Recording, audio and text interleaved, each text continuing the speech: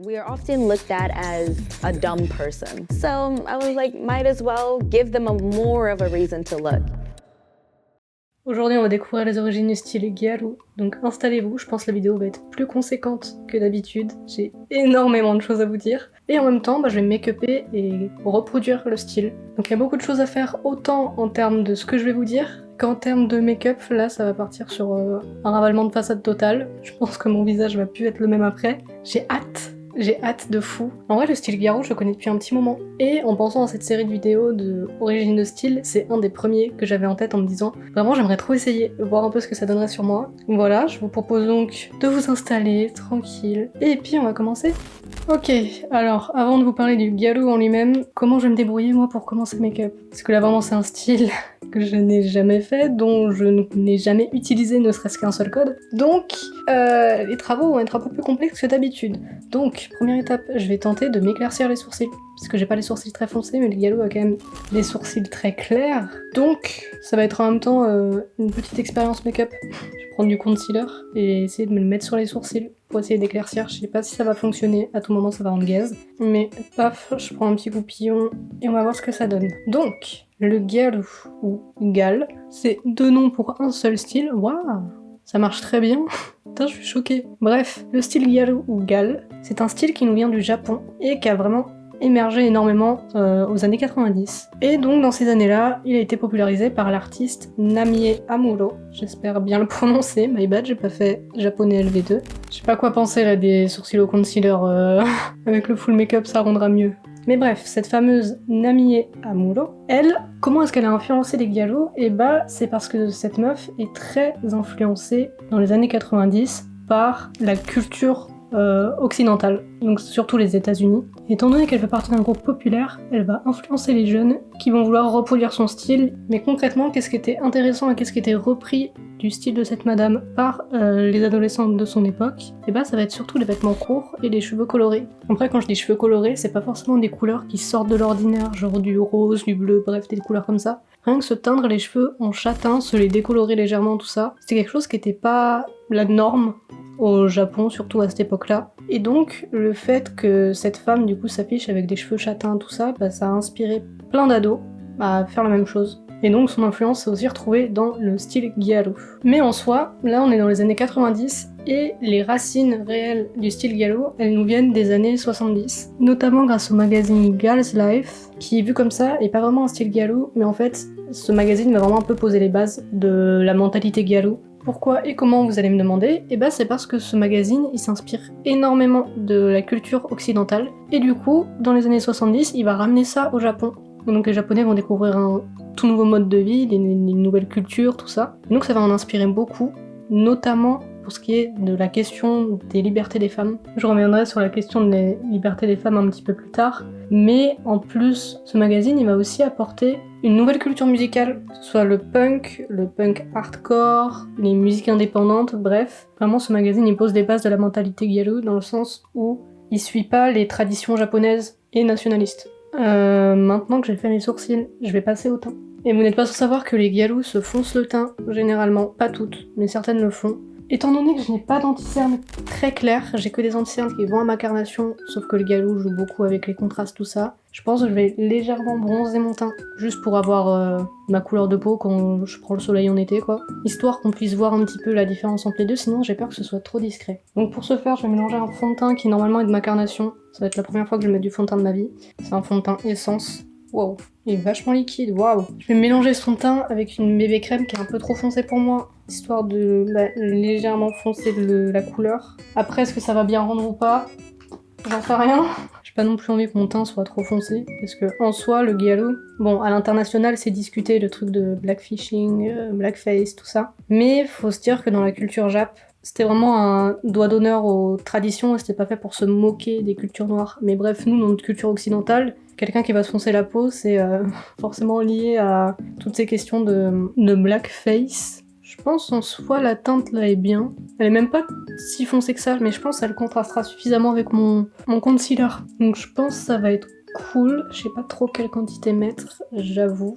Mais ça va légèrement me chauffer le teint, c'est pas exactement ma couleur. Mais ce sera amplement suffisant pour le contraste dont on a besoin pour ce make-up. Par contre, je suis en train de laisser sécher le truc sur mon visage, je suis pas sûre que c'est une bonne idée. La couvrant, c'est pas tip top. Mais niveau couleur, c'est cool. C'est légèrement plus foncé que moi, mais ça passe, c'est ok. C'est clairement ok. Mais pour en revenir du coup à toute cette culture occidentale qui du coup s'impose au Japon dans les années 70, ce qui va aussi marquer l'arrivée de cette culture au Japon, ça va être Vivienne Westwood qui s'installe à Tokyo, dans le quartier de Shibuya, si je dis pas de bêtises. Le quartier de Shibuya qui est le quartier historiquement où il y avait le plus de gyaru, où les gyaru traînaient le plus et tout ça. Et donc, le style gyaru, il va aussi s'inspirer de la culture R&B et de la culture hip-hop à ce moment-là, ce qui contraste énormément du coup avec ce qui se faisait à ce moment-là au Japon, qui était encore très nationaliste et très fermé. Mais donc, le fait d'aller à ce point contre ce qui se faisait à l'époque au Japon et ce qui était socialement acceptable ou non, et bah les gyaru c'est vraiment devenu une communauté qui était très très soudée, et en plus, grâce à leur style qui est quand même très excentrique, ils se reconnaissaient de loin quoi. Donc c'est pour ça qu'il y avait des quartiers qui étaient vraiment très connotés gyaru, où les gyaru allaient beaucoup, parce que là c'est là où ils trouvaient leurs fringues, où ils retrouvaient leurs potes, où ils faisaient leur vie en fait, tout simplement. Mais avec le temps, cet aspect un peu communautaire du gyaru, je dis pas ça dans le sens péjoratif, mais bref, la communauté gyaru, en plus de se réunir IRL, il y a des groupes Discord qui vont se créer, il y a des forums, bref, c'est vraiment une communauté qui est active entre elles et qui communique beaucoup et qui se soutient mutuellement, et surtout qui partage. Mais comme je vous disais tout à l'heure, le style gyaru, en soi, il a commencé grâce à un magazine, et la culture gyaru, elle va énormément s'étendre, justement grâce à ces magazines, que ce soit Kawaii, Ego System ou Ranzuki. Je suis toujours pas sûre de mes prononciations, je fais comme je peux. Donc il y a ces 3 magazines-là, mais il y en a aussi d'autres. Et le problème, c'est que parmi ces magazines, il y en a qui comportaient de la pornographie. Ce qui a du coup énormément contribué à la sexualisation de l'esthétique gyaru. Ce qui n'est pas top du tout, vous vous en doutez bien, sachant qu'il y a aussi des adolescents et adolescentes qui portaient ce style. Donc ouais, voilà, top. Mais vous vous doutez bien qu'un style comme le gyaru qui va à ce point à l'encontre de ce qui se fait et un peu du jour au lendemain comme ça, enfin du moins qui fait parler de lui énormément du jour au lendemain, et bah ça a un peu des conséquences sociales. Et les gyaru étaient très mal vus. Premièrement parce qu'ils s'en foutaient des standards de beauté japonais qui veulent un teint pâle, des cheveux longs, noirs, lisses. Non, pour les femmes, bien sûr. Et encore une fois, pour les femmes, un comportement très poli, calme, agréable, bref, une bonne femme qui ferme sa gueule, qui est jolie et qui se tait. Les gyaru vont complètement à cet encontre, bien évidemment. Et à qui ça parle ce genre de choses anti-système? Et bien évidemment aux adolescents, bien sûr. Donc les adolescents en difficulté, notamment ceux qui séchaient beaucoup les cours et bref, qui avaient du mal avec le système scolaire, bien sûr ils se retrouvaient beaucoup dans la mentalité gyaru du fuck le système un peu. Donc il y a beaucoup d'adolescents absentéistes et tout ça qui faisaient partie de la communauté gyaru, ou du moins qui appréciaient la mentalité gyaru.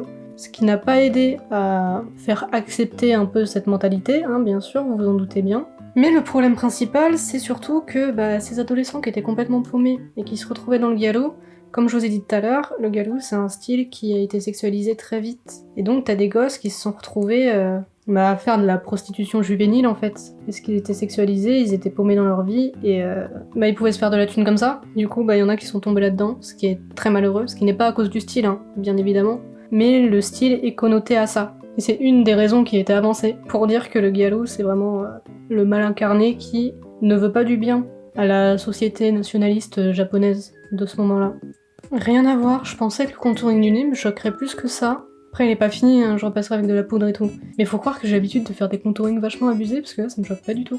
J'aime beaucoup même. Ça me stresse qu'il n'y ait pas le petit ch'touk pour faire un peu un button nose, mais bref, strictement rien à voir. Pour en revenir au gyaru et à l'image désastreuse qu'ils avaient à l'époque où ça a explosé dans les années 90, et les conservateurs, les nationalistes, bref, toutes ces personnes-là les kiffaient pas trop, vous vous en doutez bien, parce que les gyaru portent des valeurs juste anti-traditionnelles, donc forcément que ça plaisait pas au système en place. Et ce qui plaisait pas notamment, c'était les femmes qui reprennent leur liberté, comme j'ai pu un petit peu vous l'évoquer tout à l'heure. Parce qu'encore des ados paumés qui font de la merde, ok.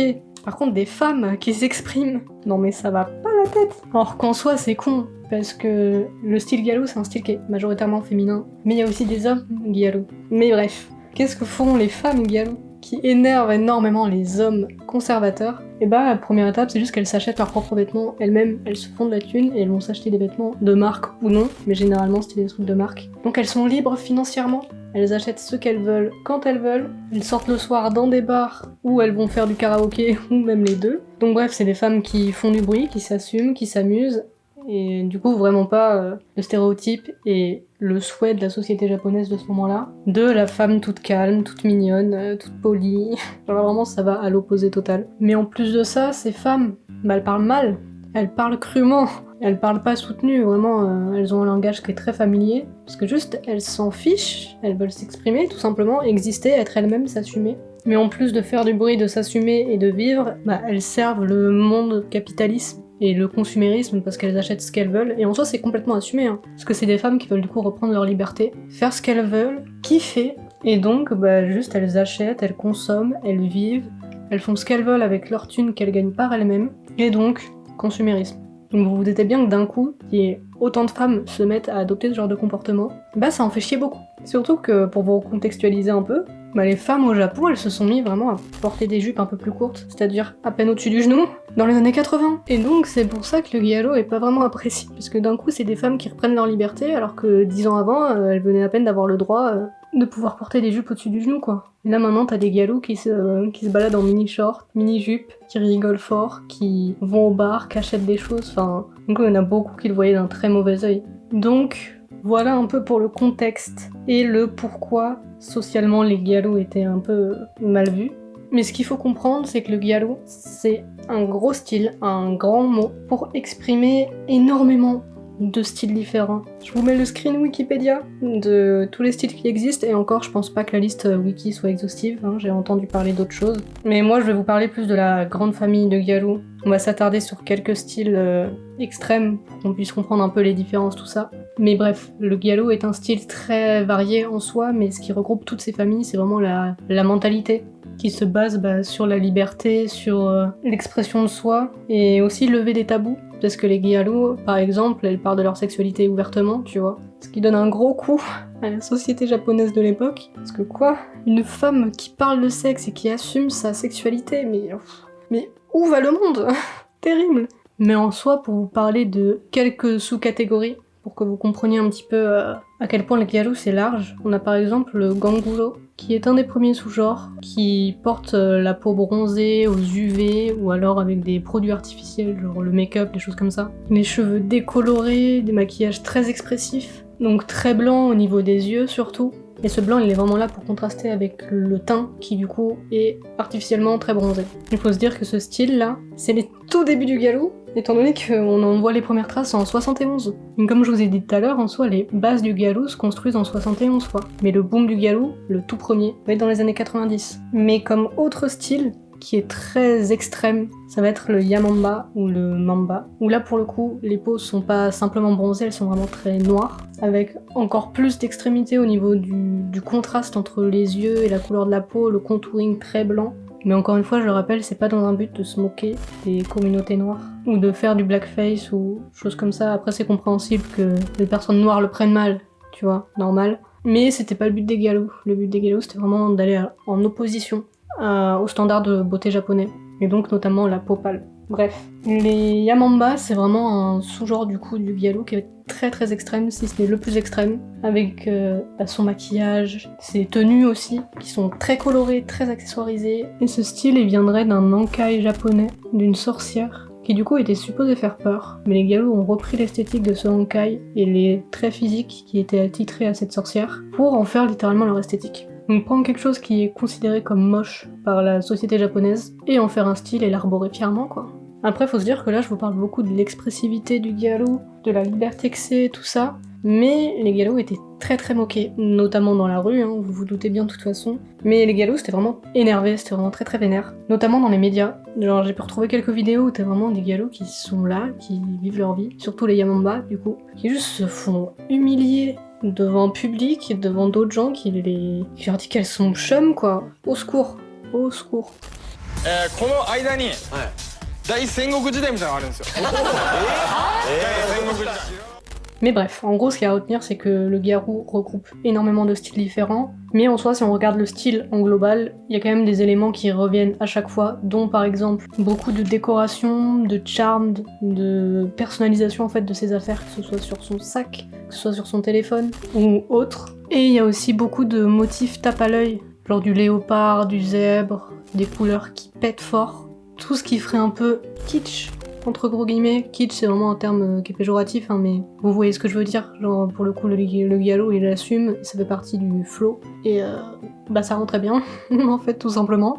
Et il y a un détail aussi qui est très présent dans le style gyaro, notamment le kogyaru, qui est du coup le style du gyaro qui est affilié aux lycéennes, bref, aux mineurs qui portent le style gyaro, c'est de prendre des chaussettes trop grandes pour soi qui du coup vont retomber. Enfin, des chaussettes hautes qui retombent et du coup qui font des plis avec la masse. Donc cet accessoire il est très lié au style gyalo, notamment au kogyaru adolescente. Mais si les gyalo portent pas forcément cet accessoire, elles peuvent aussi porter des guêtres. Ce qui est très beau, ça fait un gros pied, c'est très joli. Moi je n'en ai pas, donc je pète mon somme, tant pis, je vais faire le style sans. Ouais, les gyalo accessoirisent énormément en fait, c'est ça qu'il faut comprendre. Parce que niveau accessoires, on va aussi avoir des colliers, des bijoux, des bracelets, toujours très colorés avec des motifs, tout ça. On accessoirise nos accessoires et on s'accessoirise soi-même. En gros, c'est ça qu'il faut comprendre.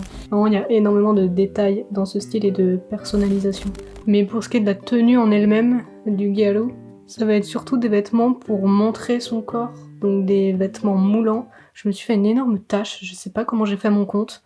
J'arrive pas à la virer. Bon, de toute façon, avec les liners, je pense que ça passera, ça se verra pas tant, mais que comment je me suis débrouillée pour faire ça, sans déconner, je suis montée si bas. Bref, je disais, le style, il monte son corps avec des vêtements moulants, type crop top, débardeur, shorts, skinny, mais surtout montrer sa peau avec du coup, comme je disais, des crop tops, des mini shorts, des mini jupes. On montre la forme de son corps avec des vêtements qui moulent et on montre réellement notre peau en fait avec des vêtements courts. Là par contre, j'arrive à l'instant coton, je vais me mettre à faire les liners, je vais rapprocher mon miroir de moi.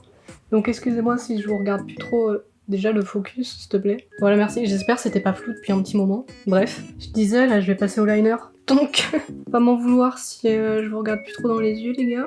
Au niveau des accessoires, des gyalo, on a aussi beaucoup de boucles d'oreilles. Voilà, par exemple, j'ai pu mettre la blinde. Je suis refaite, elles sont trop belles d'ailleurs. D'ailleurs, strictement rien à voir, j'ai un problème avec ce piercing, ce trou là, le troisième. Il a gonflé et en fait, de base, j'avais un bijou droit. Sauf que j'ai mis un anneau, mais je crois qu'il a pas kiffé. Mais je crois le trou il est un peu dans... Enfin, vous savez, vers le lobe, on a une partie qui commence à devenir du cartilage. Bah moi je crois mon trou il est mis dans le cartilage, mis dans le lobe, du coup il a un peu du mal à cicatriser et je crois que j'ai dû tirer dessus sans faire exprès et là le truc il suinte et tout frère, j'ai très peur. Moi qui voulais faire une vidéo piercing bientôt, je vais peut-être devoir retourner au perso avant de faire cette vidéo pour avoir des réponses parce que là ça va pas du tout.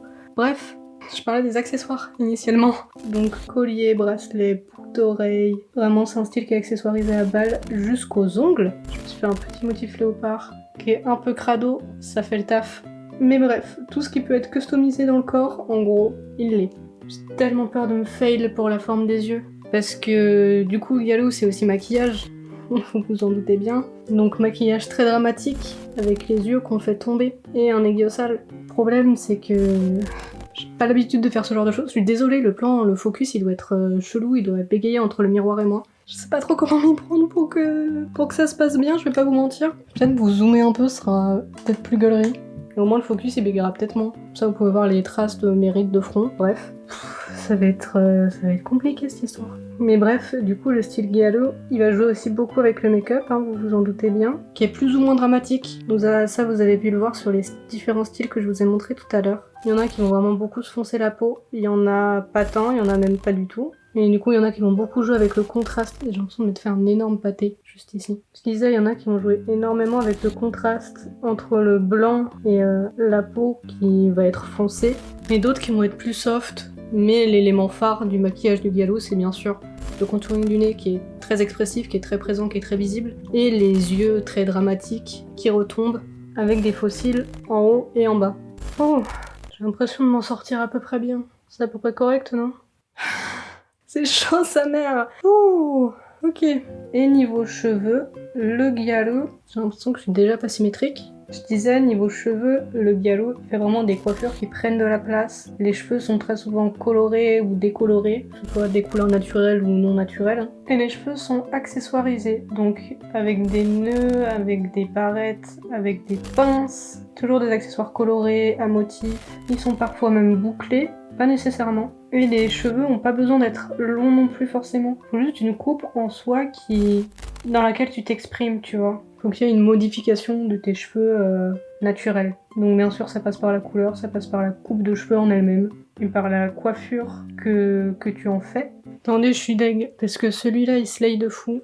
Non, je trouve il est très bien. Celui-ci, pour le coup, il part plus à l'extérieur, et la petite virgule, là, elle part plus vers le bas. Après, je pense que c'est suffisant.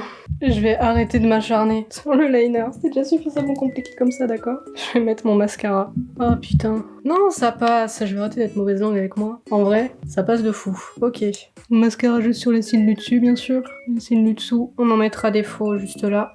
Et pour en revenir au style, maintenant que la partie galère est plus ou moins passée, et bah contrairement à tous les styles que j'ai pu faire jusqu'ici qui sont actuellement essoufflés, qui ont eu une période de gloire et qui maintenant s'est affaissé, tu vois, bah le style Giallo, lui, il est toujours très actif. C'est un style qui est absolument pas mort. C'est un style qui revient régulièrement. Il y a notamment des groupes comme Black Diamond qui sont encore des groupes actifs aujourd'hui et qui se sont créés en 2012, alors que le bail a quand même été inventé dans les années 70 quoi. Bah il est encore toujours actif, toujours actuel, il se renouvelle, il vit en fait. Et putain c'est beau. Et ce groupe, il est encore aujourd'hui un des groupes de Giallo les plus influents. Pour être plus spécifique, c'est un groupe de Colo Giallo, et elle porte toujours le même message que les Giallo initiales de juste vivre sa vie et influencer les autres à avoir un style de vie Giallo et juste de kiffer et être soi-même.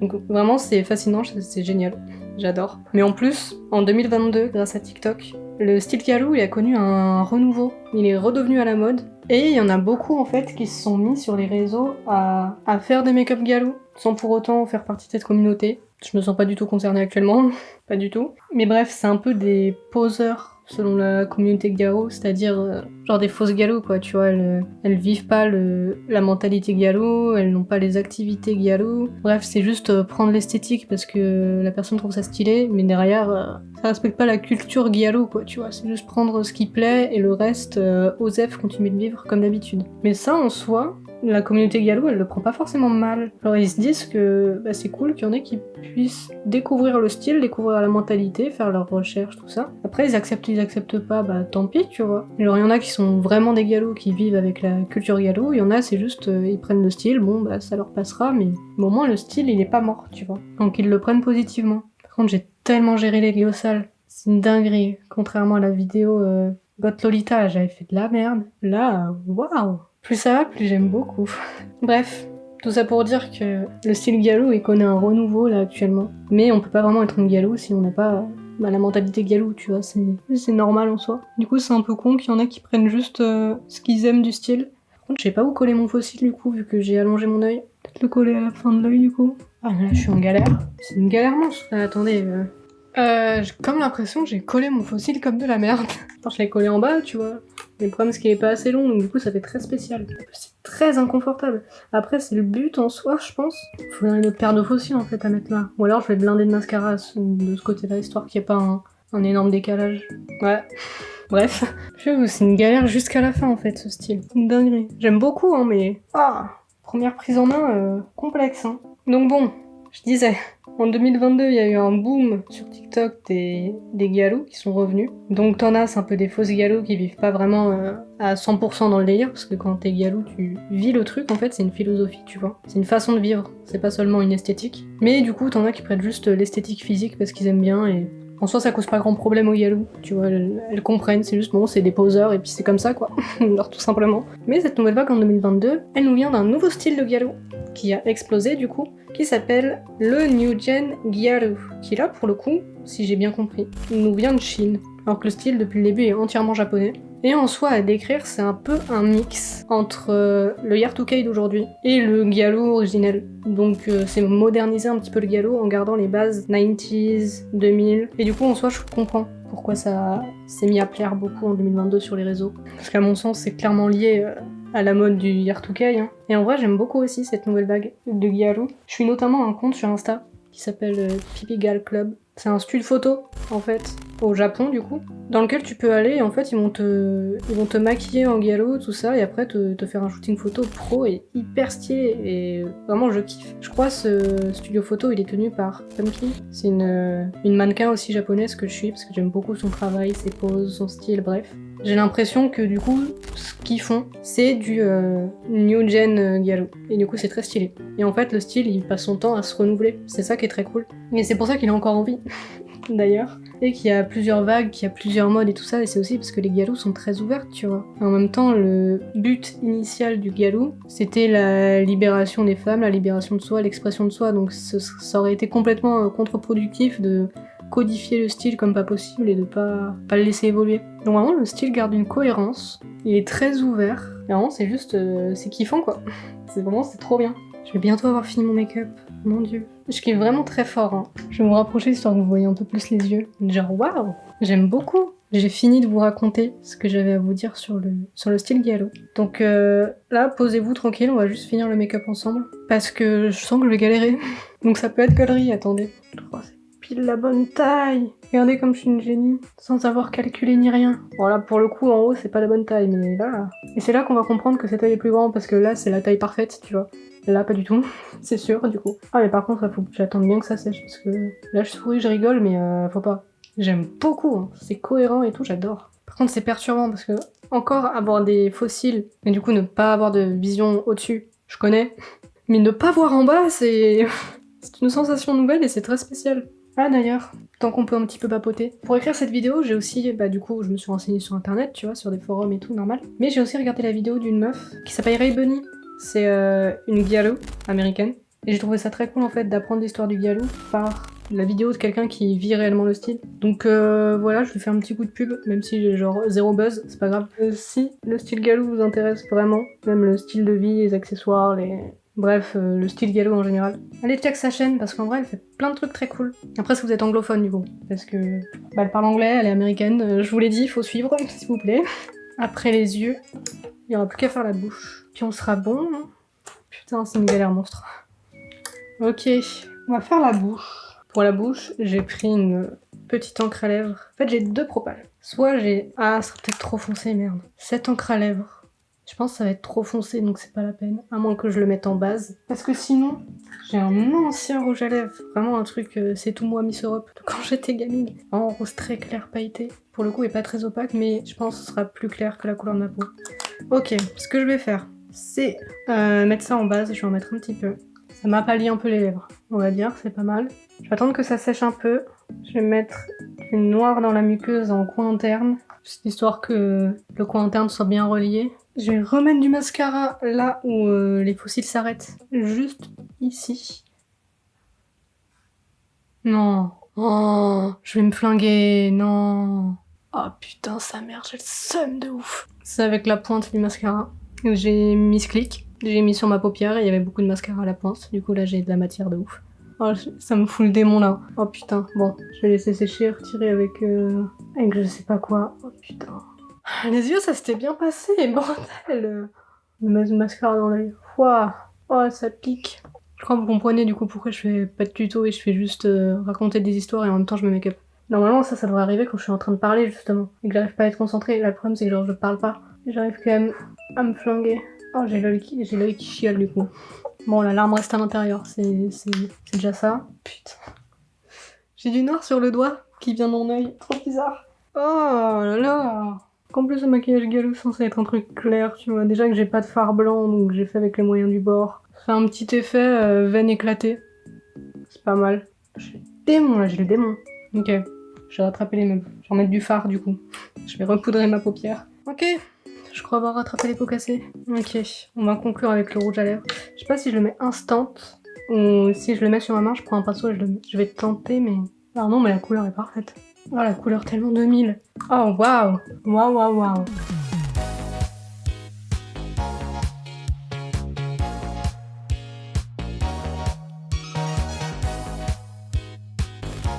C'est une dinguerie comment j'aime le style.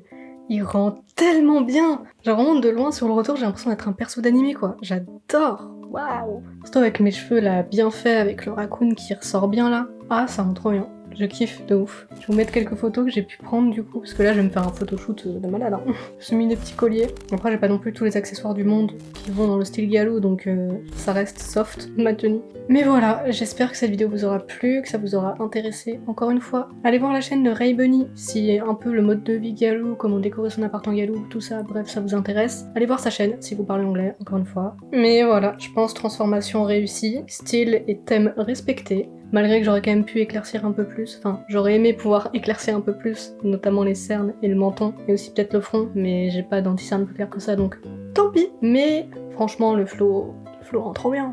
Le flow rend trop bien, je kiffe. Bref, j'espère que cette vidéo vous aura plu. Prenez soin de vous, amusez-vous avec le flow, amusez-vous avec le style, vous mettez pas dans des cases et tentez des trucs. Parce que là vraiment je me sens trop bien, je pensais pas kiffer autant. Bref, je vous dis à la prochaine et à plus.